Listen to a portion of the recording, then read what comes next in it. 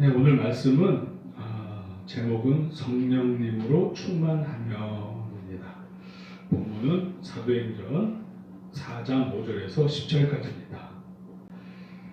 네, 말씀을 쭉 읽어나가면서 우리 보도록 할게요. 말씀이 너무 좋죠.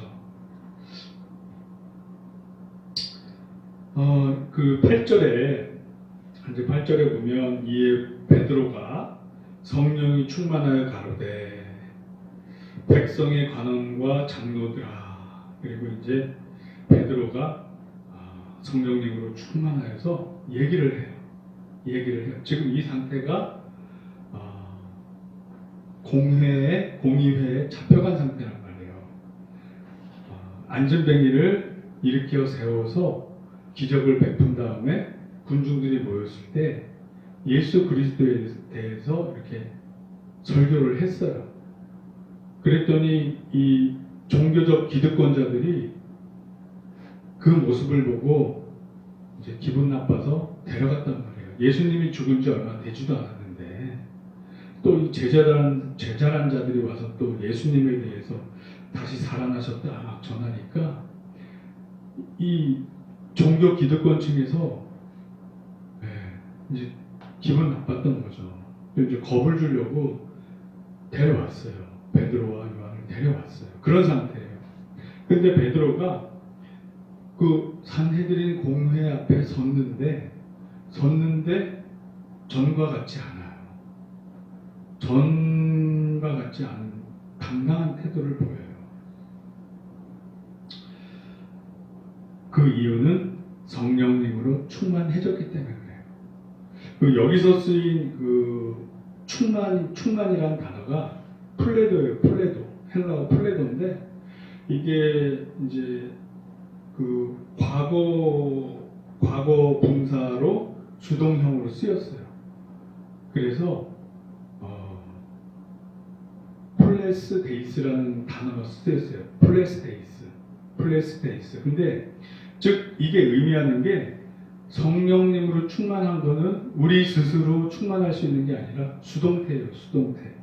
우리가 충만함을 당하는 거예요.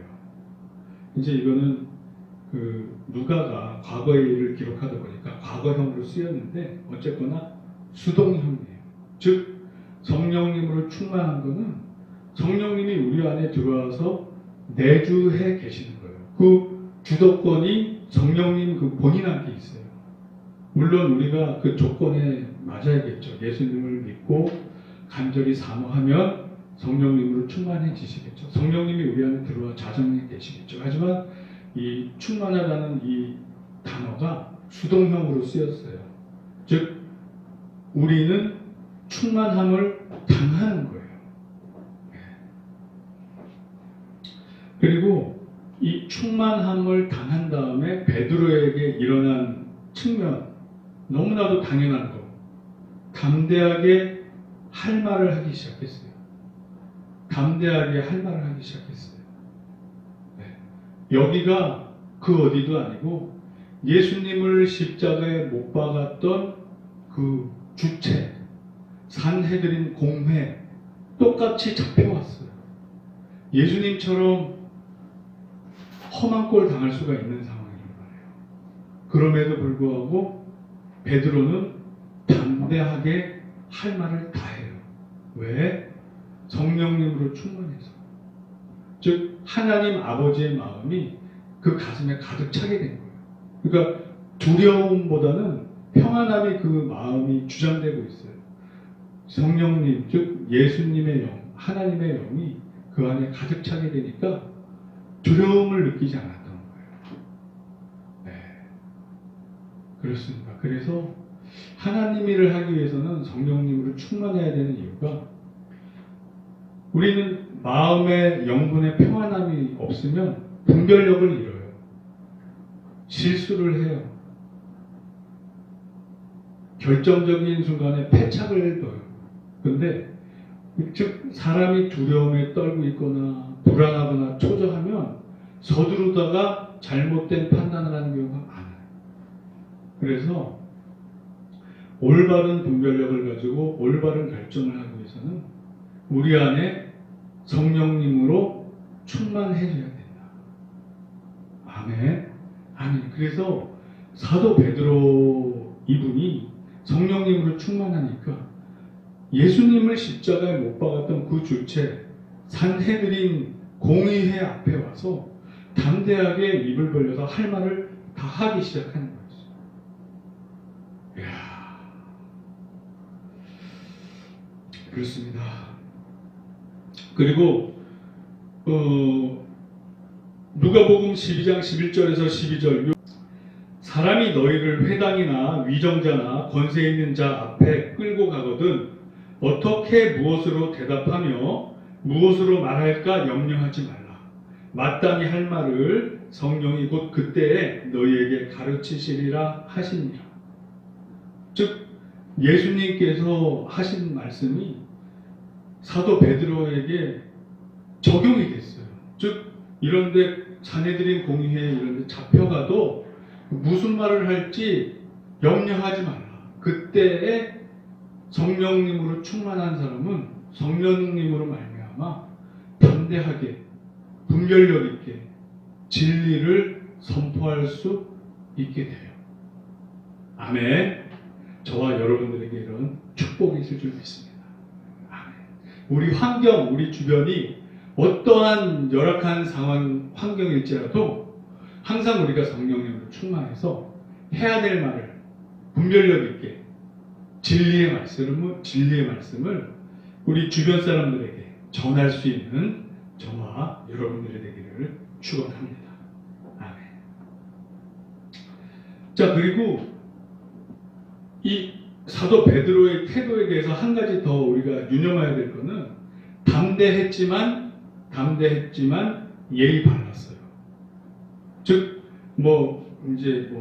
악으로 깡으로 죽음 앞에서 한번 막 악으로 깡으로 막 내가 이거를 어떻게 해서라도 내 힘으로 이걸 극복할 거야. 그리고 막 그런 반발심, 분노 막 이런 걸로 그렇게 그들 앞에 선 게 아니에요. 사도 베드로는 그의 스승이자 그의 주이신 예수님께서 죽으셨다 살아나신 걸 다 봤어요. 그리고 그분이 보내주신 성령님으로 충만하게 됐어요. 그래서 하나님 아버지의 마음으로 그들을 긍휼한 눈으로 불쌍한 눈으로 보는 관점이 생겼어요. 즉 막 산헤드린 공의회 그 대제사장, 관원들, 바리새인들, 서기관들을 높이 우러러보는 게 아니라 하나님 아버지의 마음으로 오히려 불쌍한 구원받아야 될 저들이 회개하고 구원받아야 될 그런 관점으로 오히려 보는 거예요. 그러니까 강하고 담대하게 또 성령님의 이끄심을 받아서 지혜롭게 그러면서 진리의 말씀을 그들 앞에서 예의 바르게 전할 수 있게 됐어요.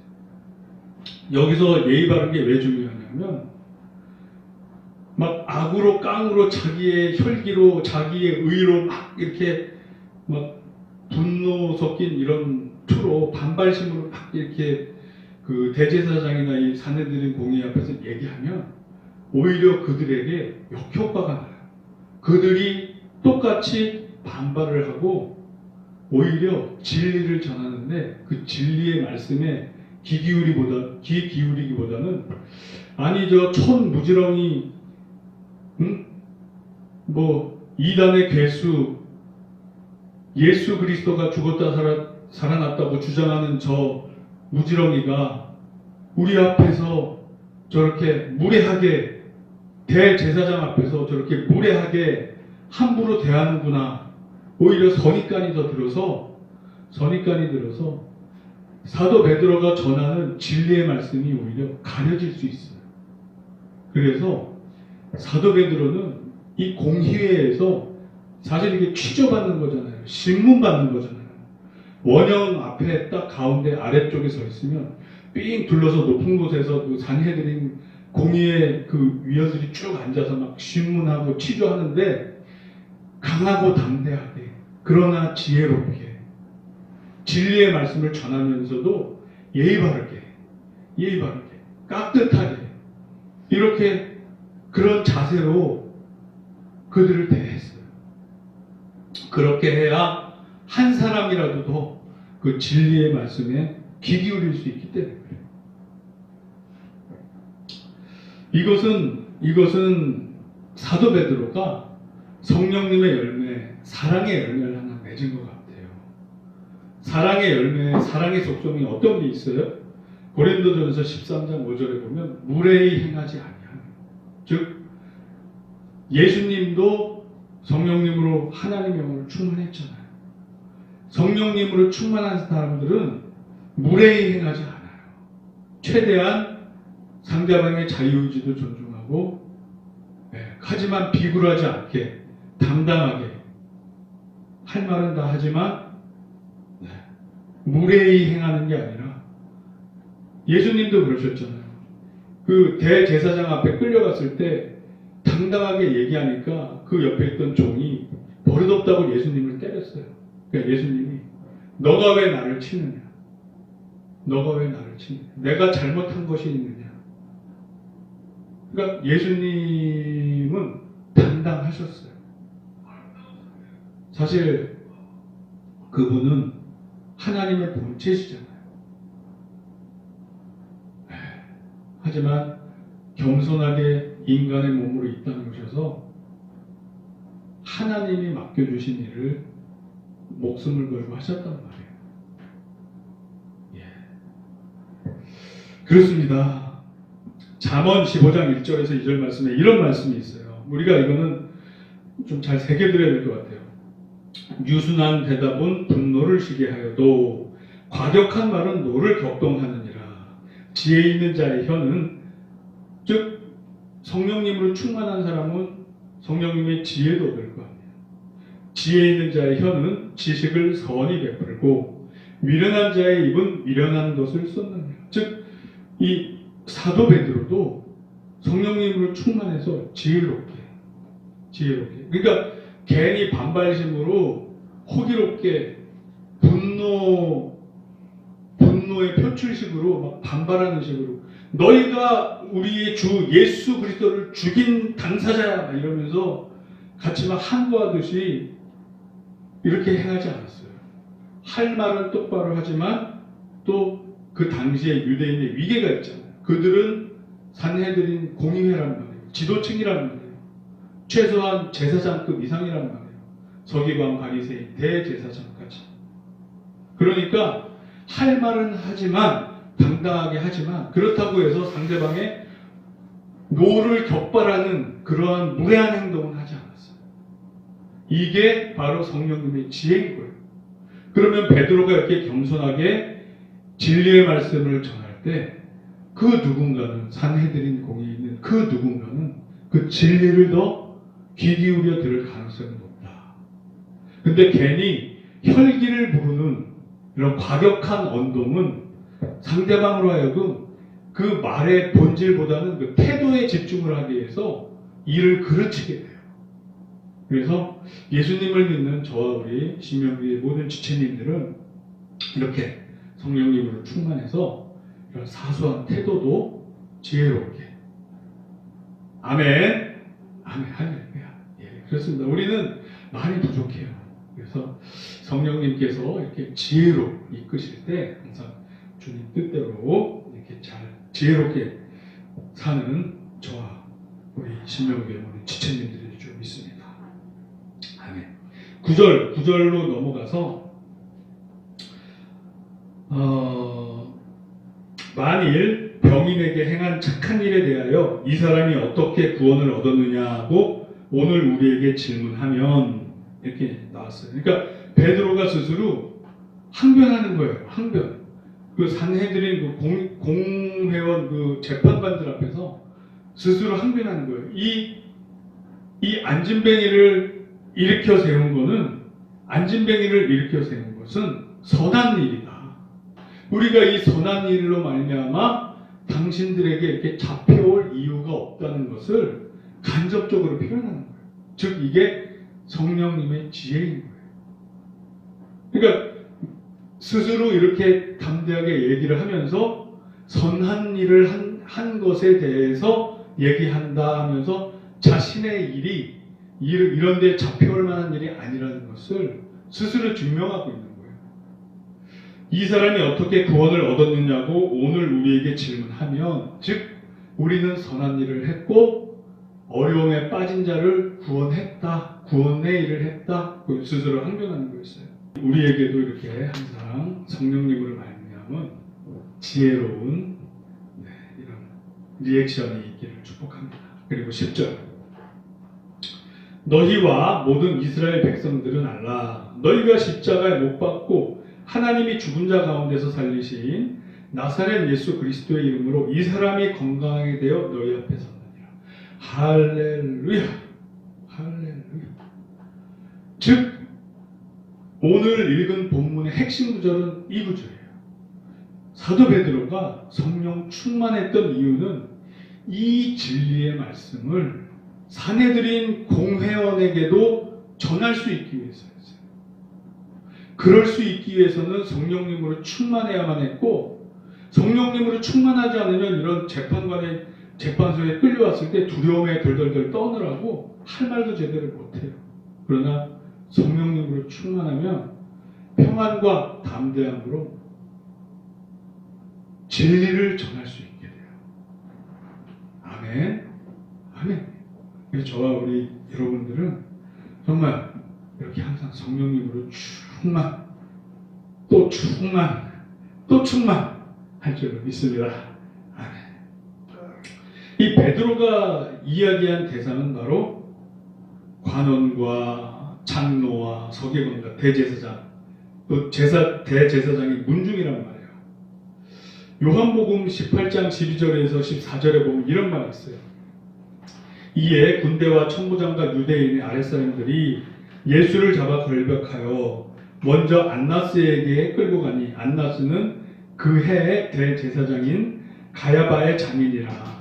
가야바는 유대인들에게 한 사람이 백성을 위해 죽는 것이 유익하다고 권고하던 자로라. 이게 무슨 얘기냐면, 지금 대제사장에게 예수님이 끌려가서 재판을 받았단 말이에요.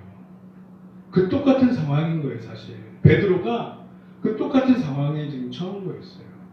그런데도 두려움에 떨지 않는다. 마태복음 26장 74절에서 75절 보면 베드로가 어떤 사람이었는지가 잘 나타나요. 성령님으로 충만하기 전의 상태는 그가 저주하여 맹세하여 이르되 나는 그 사람을 알지 못하노라 하니, 예수님을 부인했어요. 죽을까봐, 자기 해코지 당할까봐. 곧 닭이 울더라. 이에 베드로가 예수의 말씀에 닭 울기 전에 내가 3번 나를 부인하리라 하심이 생각나서 밖에 나가서 심히 통곡하니라. 심히 통곡했던 사람이에요. 그래도 양심은 있어서 살기 위해서 예수님을 부인했다가 진리의 말씀을 담대히 전하지 못하고 예수님을 부인했다가 심히 통곡했던 사람이에요. 그런데 사도행전 4장 18절에서 21절은 이러한 베드로가 어떻게 태도를 취하냐 하면, 방금 예수 그리스도에 대한 진리를 전했잖아요. 예수 그리스도가 부활하신 중시라는 것에 대해서 전했잖아요. 그 이후의 태도가 더 멋져요. 이제 베드로와 요한을 불러서 이제 경고를 해요. 사내들인 공회에서 협박을 하는 거예요. 니네들 말 안 들으면 우리가 손 댈 거야, 죽일 거야, 막 이런 식으로 협박을 했어요. 그들을 불러 경고하여 도무지 예수의 이름으로 말하지도 말고 가르치지도 말라 하니, 이렇게 그냥 이 말만 했겠어요? 말 안 들으면 너희 스승과 똑같이 너희들도 죽일 거야, 뭐 이렇게 협박했을 수도 있죠. 베드로와 요한이 대답하여 이르되 하나님 앞에서 너희의 말을 듣는 것이 하나님의 말씀을 듣는 것보다 옳은가 판단하라. 지금 내 목이 왔다 갔다 하는 상황이에요. 지금 사내들인 공의에 와 있어요. 예수님이 끌려와서 그 자리에서 그렇게 판결받고 본디오 빌라도에게 넘겨져서 십자가형으로 돌아가셨단 말이에요. 그 똑같은 위치에 잡혀왔어요. 예수님에 대해서 전하다가 베드로와 요한이 그래 똑같이 그런 위압적인 분위기에서 공포 분위기에서 협박을 하는 거예요. 그런데 지금 뭐라고 그래요? 내가 하나님의 말을 들으랴 너희의 말을 들으랴 이러고 있어요. 죽일 테면 죽여라. 우리는 우리가 보고 들은 거 증인으로서 진리를 전하지 아니할 수 없다. 할렐루야. 저와 우리 신명교의 모든 지체님들은 어떠한 상황, 어떠한 환경 속에서도 이와 같이 성령님으로 충만해서 담대하고 분별력 있고 지혜롭게 진리에 대해서 한 톨도 빠짐없이 모두 전할 수 있는 저와 여러분들이 될 줄로 믿습니다. 아멘. 할렐루야. 할렐루야. 할렐루야. 네, 결론을 말하기 전에 산헤드린 공의에 대해서 잠깐 말씀드릴게요. 그래도 기초 지식은 우리가 좀 알고 있어야 되니까. 이거는 예수님 오시기 한 300년 전부터 이제 시작되었다고 해요. BC 3세기 전부터 했고 유대인들의 최고 기간이었고 총 71명 정도로 구성됐대요. 이게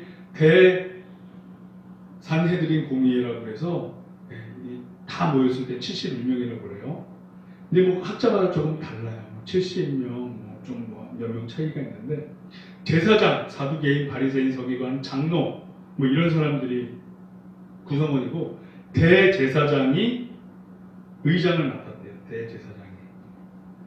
그리고 이 산헤드린의 기능이 뭐냐면 그러니까 여기서 관원이란 말이 제사장이란 말과 동일해요. 왜냐하면 여기서 종교적, 도덕적, 정치적 일을 모두 다 관장을 했어요. 왜냐하면 로마에서 어느 정도의 자치권을 줬기 때문에 여기서 형벌도 줄 수 있어요. 너 이거 어겼어? 율법 어겼어? 그리고 형벌을 줄 수 있어요. 그리고 사람도 죽일 수 있는 사형을 언도할 수 있어요. 그러나 사형 집행은 로마의 권한이니까 여기서 언도하고 그 로마 측 그 총독한테 가서 승인을 받아야 돼요. 예수님이 그런 케이스예요. 그러니까 여기서 온전한 사형 집행권까지는 할 수 없고 사형을 언도는 할 수 있어요. 그리고 승인을 받는 거예요. 총독한테 가서. 그리고 사형을 집행시키는 거예요. 그러니까 모든 권한이 사실상 다 있었던 거예요. 이 산헤드린 공의에서.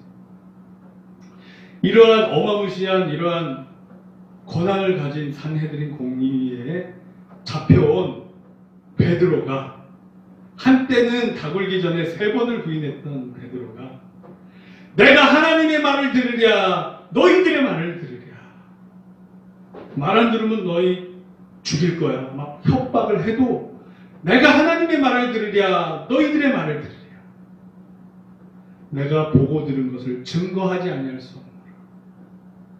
할렐루야. 할렐루야. 우리 심연교회 모든 지체님들은 어떠한 상황 속에서 우리 진리의 말씀을 전할 수 있는 저와 여러분들이 될 줄 믿고 축원합니다. 아멘. 기도하겠습니다.